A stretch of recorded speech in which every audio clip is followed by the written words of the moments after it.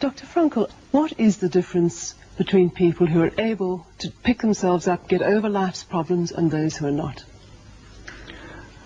The decisive factor is decision, the freedom of choice, the freedom to come up with a decision. It should be, I would like to become this way or another, in spite of conditions that should only seem to fully determine my behavior. I wish to act freely as a responsible being, which is a human being. I wish to act in accord with heredity and environment, owing what I become to them, but also, if need be, in spite of the worst conditions.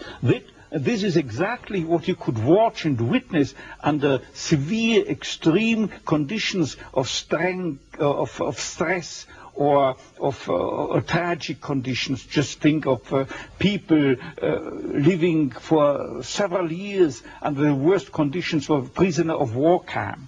There's a whole body of psychiatric literature about that, or for that matter, in concentration camps. And this is what should be acknowledged. People are free, and if you watch or study the lives of such people in just a detached, down-to-earth, strictly empirical, scientific way and fashion, in another way than you presented it and you commented it, in another way, then people get the picture, the impression of a human being as something, not someone, something that is fully determined. Whereas they don't recognize and acknowledge the freedom and the responsibility for themselves, the responsibility for making something or someone out of himself. So your basic philosophy is that life has meaning under all conditions, but how easy is it when there's a sense of hopelessness, a sense of despair, to recognize this meaning? Let me confront you with a somewhat strange definition of despair. As I'm used to proclaiming is that despair can be explained in terms of a mathematical equation. D, capital D, equals S minus M. What does it mean? Despair is suffering without meaning. As long as an individual cannot see any meaning in his or her despair, he or she will certainly be prone to, in its suffering, I wanted to say, no meaning in the suffering. He or she will certainly be prone to despair and, under certain conditions, to suicide.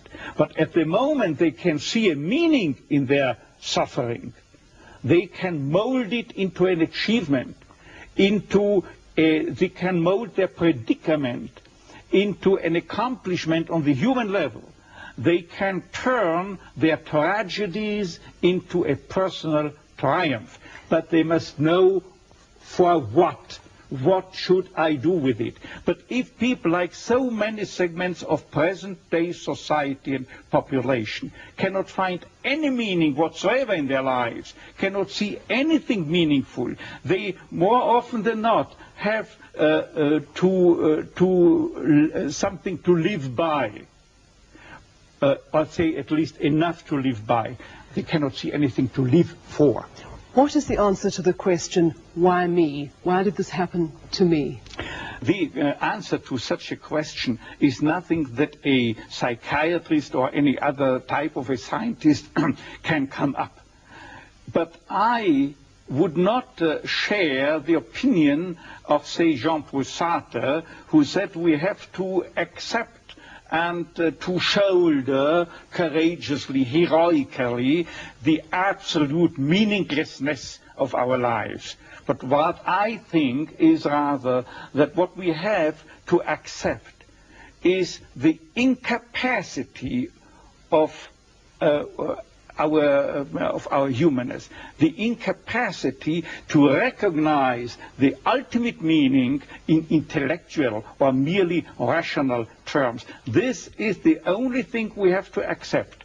But still, we may believe in an ultimate meaning, but to lead someone, say a patient, to eat the way for him to such a belief, to faith, is of course not the business or job to be carried out by a psychiatrist, but rather by a theologian. Tell me, to what extent do you feel we have choices in the things that befall us?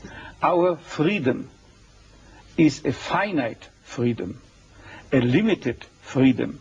That is to say, a human being is never fully free from conditions, be they of biological or psychological or sociological kind.